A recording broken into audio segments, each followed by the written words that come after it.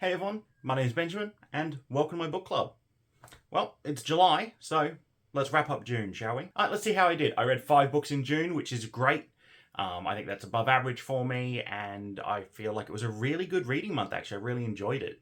As for my yearly challenge, I'm up to 40 out of 50 books, so smashing that one. I think going forward, we're going to have to bump that number up a bit.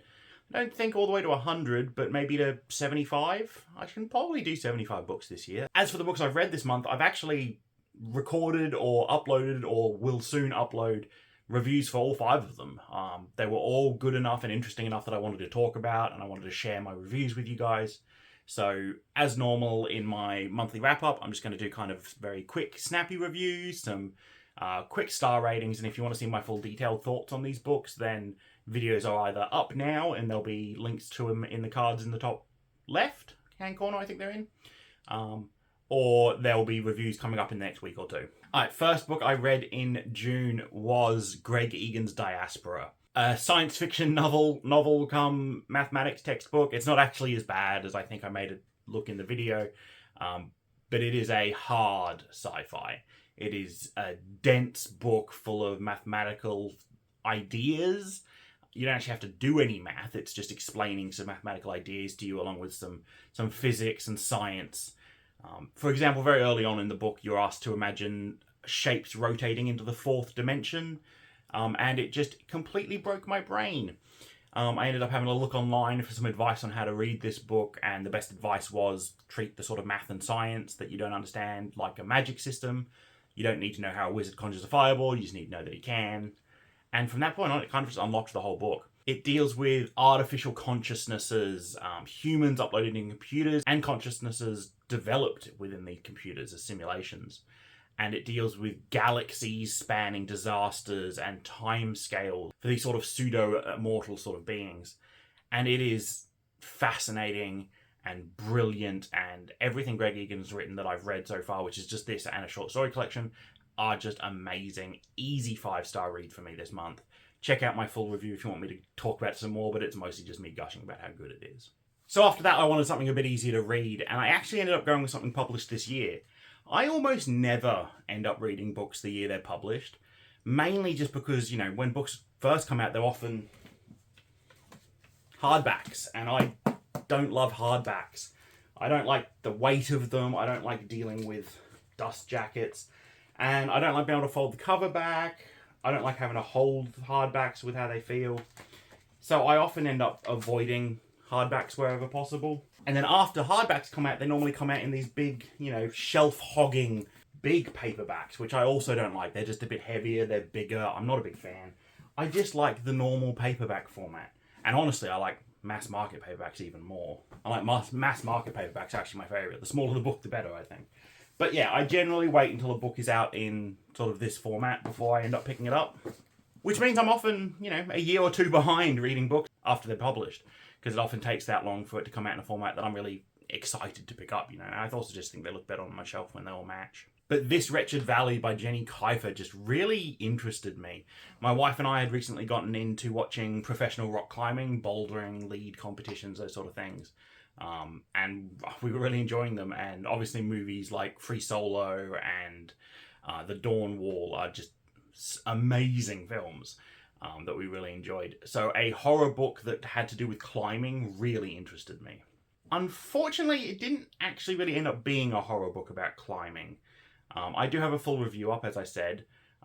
It is kind of more of your usual stuck in the wilderness horror, but it's done to a really good degree, and I like the characters for the most part. I do have some issues with the book. Mostly, I just wish there was more climbing. The climbing scenes that are in there are fantastic. There's even one that like gave me that sweaty palm feeling that I got from watching things like Free Solo. Overall, it's a 4-star read from me. I still really enjoyed it. It does remind me of The Ruins by Scott Smith. That sort of, you know, young adults trapped in the wilderness by some sort of unknowable force. And it's definitely worth checking out. Up next is the Red Rising trilogy. The first video of which is definitely up on the channel, and video 2 and 3 are either up now or coming up in the next week or so. I forget what order these videos are going out in. But the first in the series, Red Rising, really surprised me. I expected it to be good, because it's got pretty good reviews, but it was better than I thought it was going to be. I've always loved like death games or battle royale, things that take games and the idea of like games and turn them into deadly scenarios. So the sort of death game, it's not really a death game, but the sort of war game in this book really gripped me. We're set in the far, far future where humanity has, through a series of, I think, genetic engineering and selective breeding and whatnot, have developed into these hierarchies where people are genetically and physically different. At the very, very top, you have the powerful ruling elite of the Golds, and at the very bottom, you've got the slave races of the Reds. Red Rising is the story of one of these Reds rising up. I only just got that the title is Red Rising, because he's right. It's the story of one of these Reds rising up to become a Gold, infiltrating their society, infiltrating a prestigious school and training facility with an attempt to gain a really important position to help out the rebellion that's being led by some Reds to bring down the society as a whole. Our main character, 𝕓𝕠𝕠𝕜, gets inducted into this school where there is a war game where people die and people get injured. And the only people that graduate are the people that win, and the better you do, the better your rating and the better your prospects once you graduate. The idea being that he has to do well to get a good position so that when it's time for him to do something for the rebellion, he's, got a lot of power within the society.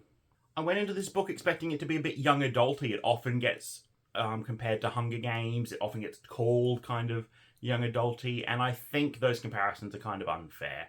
I think this book is a good step above young adult. I think there's some darker themes at play here. There's some violence and gore here that I probably wouldn't put in young adult. I might be wrong. I'm not an expert on young adult books, but I think it's a step above that. I think it's definitely better than Hunger Games. And I think the world that it paints a picture of is really fascinating. And, I mean, the two biggest props I can give this book, which I am giving 5 stars, obviously, is that 1, as soon as I put it down, I picked up the second book, and 2, I gave it the absolute best review I think I can give. I put it on my wife's bedside table for her to read. So going into book 2, I thought, I don't think this can hold up to how good I thought book 1 was. But it did. Golden Sun lived up to all my expectations and much, much more. Golden Sun is not the book I thought we were going to get. It's not the sequel to Red Rising that I thought we were going to get. And to begin with, in the first few pages, I was a little bit disappointed. But oh my god, past Benjamin was an idiot. Because Pierce Brown knew that the book that we, I guess, or at least I wanted, wasn't the book that I actually needed or would enjoy the most. Pierce Brown takes what was fantastic in Red Rising, pulls it out of the Battle Royale genre, and it becomes a fully card-carrying member of the Space Opera Society.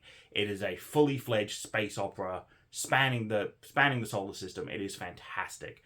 We see the political forces at play that we didn't see in the first book. All the different factions that we're told about but not introduced to in the first book are here in full force, throwing their weight around.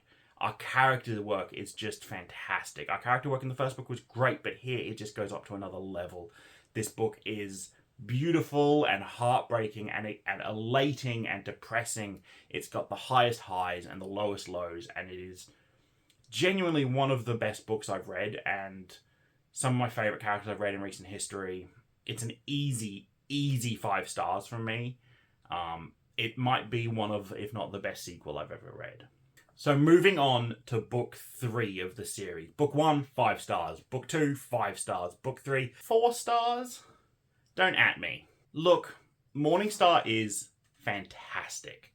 My biggest issue with it is it feels like somewhere along the line, be it Pierce Brown or the publisher or someone decided that this was going to be a trilogy. And that this was the third and last book and it had to do that. And I feel like you get to, at least I, got to about 75% of the way through the book and thought, that's a fantastic ending to this book, but there's no way you can do the last bit in what little bit is left, in like 100 pages. And look, with the space he had, Pierce Brown does bring it to a good conclusion. My issues with the ending are that it uses a trope that I hate, that I just don't think makes any sense. I'm dancing around spoilers here. Spoilers will be in my main video, which is either up now or will be up soon. The actual ending, like the final few pages and whatnot, it's fine, it's great. Loved it. It's just the tropes we used to get to that point really upset me. Mostly just because of how good that first 75% of the book is. If that was the whole book, this is like a 6-star read. It was so good. In my perfect dream world, the book ends there, and we have book 4 called something different, and it covers that last 25% but expanded out. And done with a different trope, because I hate that. But look, don't get me wrong, the book is still fantastic. The series is brilliant. I know the series continues on after this, and I will be reading Iron Gold soon. I just wish the ending was better.